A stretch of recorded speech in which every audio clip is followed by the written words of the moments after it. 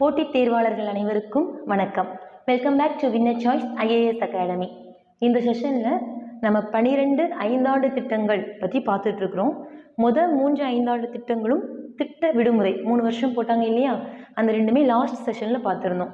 இனி பார்க்க போகிறது 4வது ஐந்தாண்டு திட்டத்திலிருந்து பார்க்க போகிறோம். ஓகேவா? இனி ஐந்தாண்டு திட்டங்கள் அப்படின்னாலே அதோடைய தலைவராக எப்போவுமே யார் தான் இருப்பாங்க? இந்திய பிரதமர்.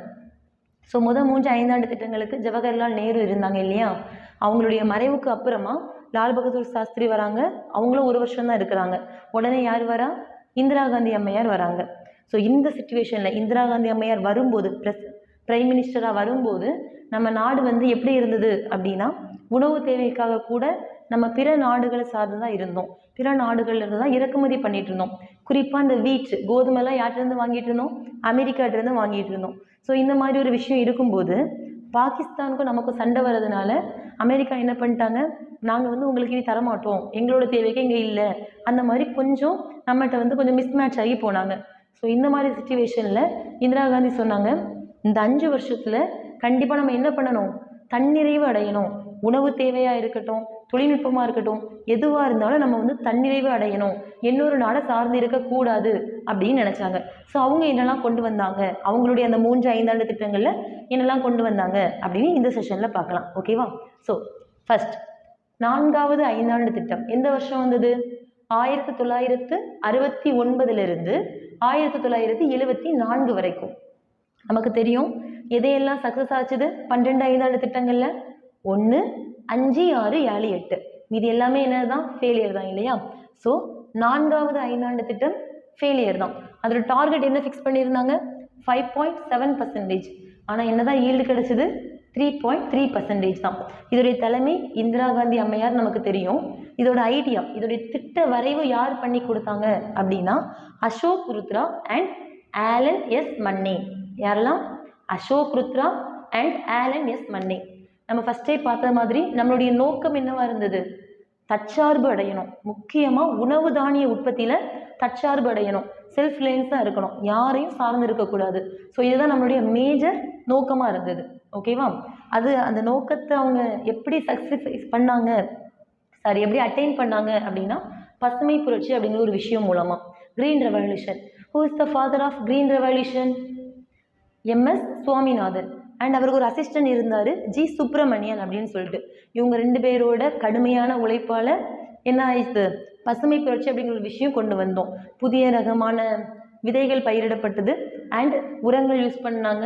தண்ணி நீர்ப்பாசன வசதிகள் அதிகமாக பண்ணி கொடுத்தாங்க. இந்த மாதிரி நம்ம பசுமை புரட்சியை உள்ளே கொண்டு வரோம். எத்தனாவது ஐந்தாண்டு திட்டத்தில்? 4வது ஐந்தாண்டு திட்டத்தில். இது எல்லாத்துக்குமே நமக்கு நிதி வேணும் இல்லையா? ஸோ இன்னொரு விஷயம் பண்ணாங்க. என்ன அப்படின்னா 50 கோடிக்கு அதிகமாக எந்தெந்த பேங்க்ஸ்லாம் வைப்பு தொகை டெபாசிட் வச்சுருக்கிறாங்களோ அந்த பேங்க்ஸ் எல்லாம் நேஷ்னலைஸ் பண்ணாங்க, தேசியமயமாக்குனாங்க. ஸோ அப்படி எத்தனை பேங்க்ஸ் நேஷ்னலைஸ் பண்ணாங்க அப்படின்னா 14 வங்கிகள் தேசியமயமாக்கப்பட்டன. எப்போ? 1969 ஜூலை 19. இந்த டேட்டோட ஞாபகம் வச்சுக்கணும், அடிக்கடி கேட்குற ஒரு கொஸ்டின். 14 தேசிய வங்கிகள் 1969 ஜூலை 19 என்ன பண்ணப்பட்டது? தேசியமயமாக்கப்பட்டது. இதை தாண்டி நிறைய விஷயம் பண்ணியிருப்பாங்க, நம்ம சிம்பிளாக படித்தா போதும். ஓகேவா? நெக்ஸ்ட் எத்தனாவது 5 year plan? 5th 5 year plan. வருஷம் 1974 78 வரைக்கும். இது நமக்கு தெரியும் சக்ஸஸ் தான் இல்லையா? டார்கெட் என்ன ஃபிக்ஸ் பண்ணாங்க? 4.4% ஃபிக்ஸ் பண்ணி எவ்வளோ ஈல்டு கிடைச்சது? 4.8%. இதோட தலைமை யார்? இந்திரா காந்தி இல்லையா? ஐஜினி போட்டிருக்கிறேன், இந்திரா காந்தி அம்மையார். இதோட ஐடியா யார் கொடுத்தாங்க அப்படின்னா தார், DP தார். ஸோ இதை தாருடைய ஐடியாவால் வந்த பிளான் எதுன்னு கேட்டாங்கன்னா 5 year plan. So Gadgil Yojana அப்படின்னு எந்த பிளான் சொல்லுவோம் நம்ம? 3rd இயர் பிளான் இல்லையா? 3rd 5 year plan. அதே போல் 5th 5 இயர் பிளான் யாரோட ஐடியா? DP தாருடையது. இனி இதோடைய நோக்கம், ஏம் என்ன அப்படின்னா கரிபி ஹட்டாயோ. இது இந்திரா காந்தியுடைய ஒரு தேர்தல் பிரச்சார வாக்குறுதி. கரிபி அப்படின்னா வறுமை அப்படின்னு அர்த்தம். பாவர்ட்டி. கரிபினா என்ன? வறுமை. ஹட்டாயோ ஆர் ஹதாயோ அப்படின்னா என்ன மீனிங் அப்படின்னா ஒழிப்பு. அதன் வறுமையை நான் ஒழிச்சு கட்டிடுவேன் அப்படின்னு சொல்லி தான் அவங்க எலெக்ஷனில் வந்திருப்பாங்க செலக்ட் ஆகி. ஸோ வறுமை ஒழிப்பு அப்படிங்கிறது தான் இந்த ஐந்தாண்டு திட்டத்துக்கும் என்ன பண்ணாங்க? ஏமாட்டு வச்சாங்க. ஓகேவா? இங்கிலீஷில் பாவர்ட்டி அலிவியேஷன், தமிழில் என்ன கரிபி ஹட்டாயோ. ஓகேவா? இனி வறுமையை ஒழிக்கணும்னா என்னென்ன விஷயங்கள் பண்ணணும் அப்படின்னு நிறைய விஷயங்கள் கொண்டு வருவாங்க. ஃபஸ்ட்டு விஷயம் என்ன அப்படின்னா 1975 ஒரு 20 பாயிண்ட் ப்ரோக்ராம் இன்ட்ரடியூஸ் பண்ணுறாங்க. 20 அம்ச திட்டங்கள். ஸோ 20 பாயிண்ட் இருக்கும். அந்த 20 விஷயங்களுமே கான்சன்ட்ரேட் பண்ணி தான் தீரணும் அப்படின்னு சொல்லிட்டு கொண்டு வந்தாங்க. அதே வருஷம் 1948 வந்த மின்சார வழங்கல் சட்டம், எலக்ட்ரிசிட்டி டிஸ்ட்ரிபியூஷன் ஆக்டை என்ன பண்ணுறாங்க, அமெண்ட் பண்ணுறாங்க. எந்த வருஷம்? 1975. எத்தனாவது ஐந்தாண்டு திட்டத்தில்? 5வது ஐந்தாண்டு திட்டத்தில். ஸோ அந்த 2 விஷயம் பண்ணது போக மினிமம் நீட்ஸ் ப்ரோக்ராம் அப்படின்னு ஒன்று பண்ணுறாங்க. அது என்ன அப்படின்னா குறைந்தபட்ச தேவைகள் திட்டம். ஒரு மனுஷனுக்கு அடிப்படையாக என்ன வேணும்?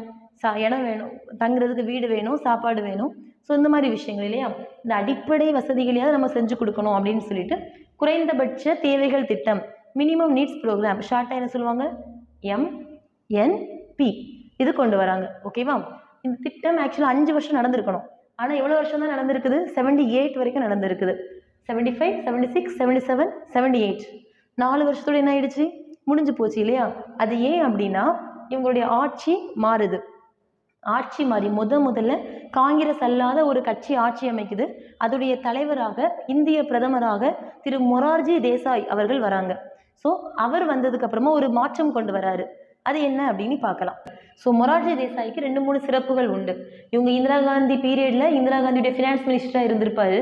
அது மட்டும் இல்லாமல் பாகிஸ்தானில் பிறந்த ஒரு இந்திய பிரதமர் யாருன்னு கேட்டாங்கன்னா மொரார்ஜி தேசாய். இன்னொன்று, ரொம்ப வயதான ஒரு இந்திய பிரதமர் யாரு அப்படின்னு கேட்டாலும் மொரார்ஜி தேசாய். 3வது விஷயம், பாகிஸ்தானுடைய மிக உயர்ந்த ஒரு விருது, நமக்கு பாரத ரத்னா இருக்குது இல்லையா, இந்திய மாமணி, அதே போல பாகிஸ்தானுடைய உயரிய விருதை வாங்கின ஒரு இந்திய பிரதமர் யாருன்னு கேட்டாலும் அது மொரார்ஜி தேசாய் தான். இந்த 3ஐயும் விட இன்னொரு விஷயம் இருக்குது. அது என்ன அப்படின்னா முதல்ல தன்னுடைய பிரதமர் பதவியை ராஜினாமா பண்ண ஒரு பிரதமர் யாரு, இந்திய பிரதமர் யாரு அப்படின்னு கேட்டாலும் அது மொரார்ஜி தேசாய் தான். ஓகேவா? ஸோ இவர் ஆட்சிக்கு வந்ததுக்கு அப்புறமா இவர் என்ன விஷயம் கொண்டு வர்றாரு அப்படின்னா, நீங்க 5 வருஷத்துக்கு ஒரு பிளான் போட்டு 5 வருஷமும் சேர்த்து அதை செய்றீங்க இல்லையா? ஸோ ஒரு 3 வருஷத்துக்குள்ள முடிய வேண்டிய விஷயம் 5 வருஷத்துக்குமா இழுக்குது. அதனால நான் ஒரு வித்தியாசமான ஒரு அணுகுமுறை கொண்டு வரேன், அது ஓகேவானு பார்ப்போம் அப்படின்னு சொல்லிட்டு ஒரு எக்ஸ்பெரிமெண்டலாக ஒரு விஷயம் பண்றாரு. என்ன அப்படின்னா 10 வருஷத்துக்கு ஒரு பிளான் போடுங்க. இந்தியா 10 வருஷம் கழிச்சு இப்படிதான் இருக்கணும் அப்படின்னு சொல்லிட்டு 10 வருஷத்துக்கு ஒரு பிளான் போடுங்க. இந்த பிளானை நிறைவேற்றுறதுக்காக முக்கியமான விஷயங்கள் தேவைப்படும் இல்லையா? கல்வியில இத்தனை % உயரணும் அப்படின்னா அதுக்கு முதல்ல ஸ்கூல்ஸ் நிறைய கட்ட வேண்டியிருக்கும். ஸோ அதுக்கெல்லாம் ஒரு 3லேருந்து 5 வருஷத்துக்கு பிளான் போட்டு அந்த வேலையை பாருங்க. ஓகேவா? ஸோ இந்த 3லேருந்து 5 வருஷம் பண்ண வேண்டிய வேலைகளுக்கு சில பேசிக்கான வேலைகள் பண்ண வேண்டியிருக்கும். அதை 1 இயர் பிளான் போட்டு அந்த 1 வருஷத்துக்குள்ள முடிங்க. ஸோ அந்த 10 வருஷம் கழிச்சு நம்ம எப்படி இருக்கணுமோ அதுக்கான ஸ்டெப் பை ஸ்டெப் படிநிலையை நம்ம என்ன பண்ணிக்கலாம், இந்த ப்ராசஸை வச்சுக்கலாம். இதோட பேரு சுழற்சி திட்டம் அப்படின்னு வச்சுக்கலாம் அப்படின்னு சொல்றாரு. ஸோ ரோலிங் பிளான்னு சொல்லுவாங்க. எப்போ கொண்டு வராரு? 1978 கொண்டு வராரு. ஓரளவுக்கு சக்சஸா போயிட்டு இருக்குது. ஆனா என்ன ஆயிடுச்சு அப்படின்னா ஒரு சின்ன அரசியல் வியூகங்கள், அரசியல் தந்திரங்கள் நடந்ததுனால இவருடைய ஆட்சி கலைக்கப்பட்டு மறுபடியும் யார் வராங்க, இவர் ராஜினாமா பண்ணிட்டு போயிட்டாரு இல்லையா, மறுபடியும் யாரு வராங்க அப்படின்னா காங்கிரஸ் ஆட்சிக்கு வராங்க, இந்திரா காந்தி அம்மையாரே வராங்க. வந்ததுக்கு அப்புறம் என்ன பண்ணாங்க அப்படின்னா இந்த பிளானை 80ல வராங்க, 80ல அந்த பிளானை கேன்சல் பண்ணிட்டு மறுபடியும் பழையபடியே 5 ஆண்டு திட்டங்களை செயல்படுத்துறாங்க. ஓகேவா? ஸோ நெக்ஸ்ட் 5 ஆண்டு திட்டங்கள் என்ன? 5 ஆண்டு திட்டம் 6வது 5 ஆண்டு திட்டம். இது யாருடைய தலைமையில வந்தது? இந்திரா காந்தியுடைய தலைமையில. சக்சஸா ஃபெயிலியரா? சக்சஸ் இல்லையா? 1, 5, 6, 7, 8 இந்த 5ம் சக்சஸ் தான். டார்கெட் என்ன ஃபிக்ஸ் பண்ணியிருக்கிறாங்க? 5.2 ஃபிக்ஸ் பண்ணி 5.7 கிடைக்குது. எந்த வருஷத்துலேருந்து எந்த வருஷம் வரைக்கும்? 1980லேருந்து 85 வரைக்கும். ஓகேவா? இதோட ஏமும் என்னதான் அப்படின்னா கரீபி ஹட்டாயோ, தமிழ்ல வறுமை ஒழிப்பு, இங்கிலீஷ்ல என்ன? Poverty alleviation or poverty eradication அப்படின்னு சொல்லுவோம். ஸோ இது நம்மளோட பழைய ஸ்கூல் புக்ஸில் 5வது 5 ஆண்டு திட்டங்களோட எய்ம் தான் கரீபி ஹட்டாயோன்னு கொடுத்துருப்பாங்க. புது ஸ்கூல் புக்கில் 6வது 5 ஆண்டு திட்டத்தோட எய்ம் தான் கரீபி ஹட்டாயோன்னு கொடுத்துருப்பாங்க. ஒரு ப்ரீவியஸ் இயர் கொஸ்டினில் 4வது 5 ஆண்டு திட்டத்தோட எய்ம் தான் கரீபி ஹட்டாயோ அப்படின்னு கொடுத்துருப்பாங்க. ஸோ அந்த ஆப்ஷனுக்கு ஏற்றாப்புல நம்ம ஆன்சர் பண்ண வேண்டியதுதான். ஆனால் ஸ்டாண்டர்டாக என்ன சொல்லணும் அப்படின்னா 5வது 5 ஆண்டு திட்டம், அதுதான் சரியான ஒரு ஆன்சர். ஓகேவா? இனி இந்த 6வது 5 ஆண்டு திட்டத்தில் இன்னொரு விஷயம் கொண்டு வராங்க.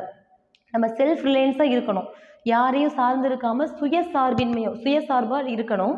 ஆனால் எந்த விஷயங்களெல்லாம் அப்படின்னா தொழில்நுட்பத்தில் கூட டெக்னாலஜிக்காக கூட இன்னொரு நாட்டை நம்ம சார்ந்து இருக்கக்கூடாது அப்படின்னு சொல்லிட்டு டெக்னாலஜிக்கல் செல்ஃப் ரிலையன்ஸாக நம்ம இருக்கணும் அப்படின்னு எப்போ கொண்டு வராங்க? 6th 5-year பிளானில் கொண்டு வராங்க.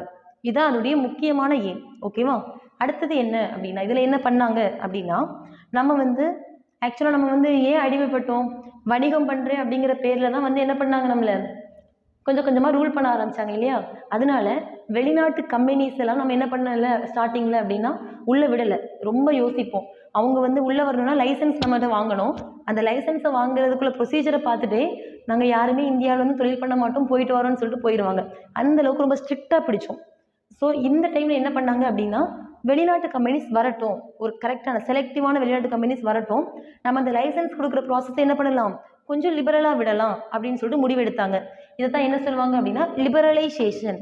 ஸோ இது மூலமாக வெளிநாட்டு கம்பெனிஸ் ஈஸியாக இந்தியாவை அப்ரோச் பண்ணி இந்தியா கூட ட்ரேட் பண்ணதுக்கு ஒரு சாத்தியக்கூட உருவாக்கி கொடுத்தாங்க. ஓகேவா? அப்போ தான் நிறைய டெக்னாலஜிஸ் இந்தியாவுக்குள்ள வரும் அப்படிங்கிறதுக்காக. 7th 5-year பிளான் ராஜீவ்காந்தி வருவார். ஸோ அதுக்கப்புறம் உள்ளதெல்லாம் அடுத்த செஷனில் பார்க்கலாம். ஓகேவா? தேங்க்யூ.